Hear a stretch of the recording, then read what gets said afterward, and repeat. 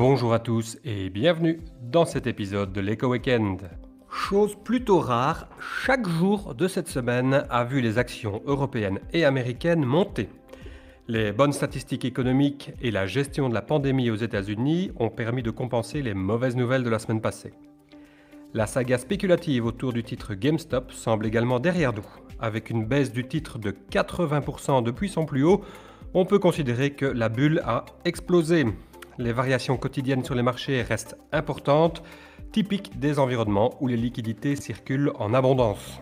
Si la Belgique ne comptait que 2,9% de sa population ayant reçu une dose de vaccin en ce début de week-end, les États-Unis prennent de l'avance avec 9,1%. Il y a ainsi à présent chez l'oncle Sam plus de vaccinés que de personnes ayant été testées positives à la Covid depuis le début de la pandémie. C'est la première raison de la hausse cette semaine. La deuxième raison, c'est le plan de relance du président Biden. Il a été validé par le Sénat à la majorité simple au lieu des 60% réservés aux lois budgétaires et cela a également réjoui les investisseurs. D'autant que la situation de l'emploi le nécessite, comme vous le verrez dans le tableau des statistiques de la semaine. Avec moins de 50 000 nouveaux emplois en un mois, faute de plan, il faudrait une éternité pour rendre un travail aux millions d'Américains toujours sur le carreau. Les résultats d'entreprise étaient le troisième moteur des rendements américains cette semaine. Toujours très bon, surtout pour les poids lourds des indices.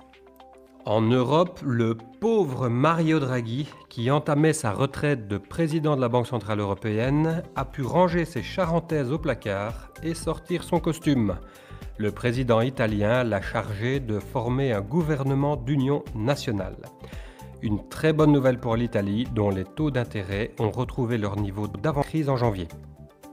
Je vous le disais, les données économiques ont aussi stimulé les marchés cette semaine.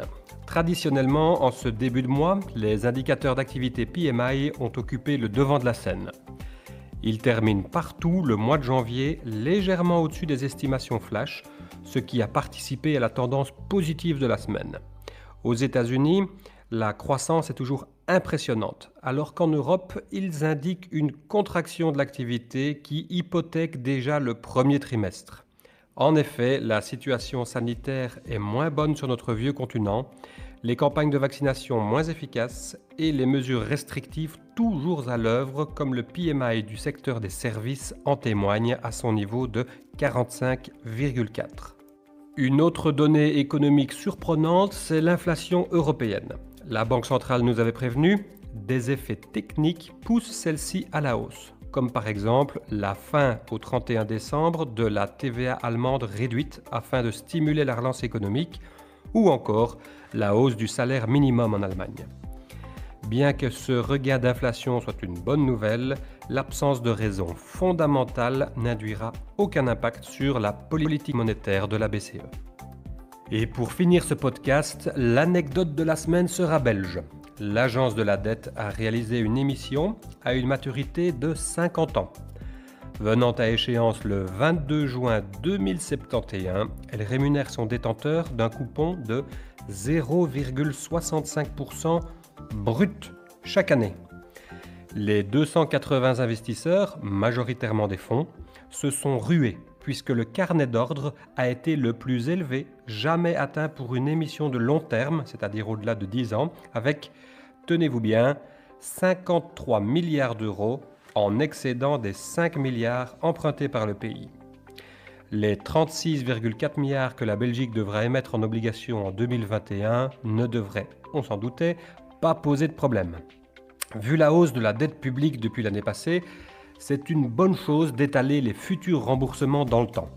Il reste néanmoins à la Belgique à investir judicieusement cette dette afin de conserver sa crédibilité, ce qui lui permettra de continuer à réaliser pareilles opérations à l'avenir.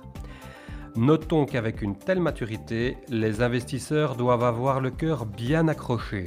Si le taux belge augmentait de 1%, cette obligation ne vaudrait plus qu'environ 65% de sa valeur. Âme sensible, s'abstenir.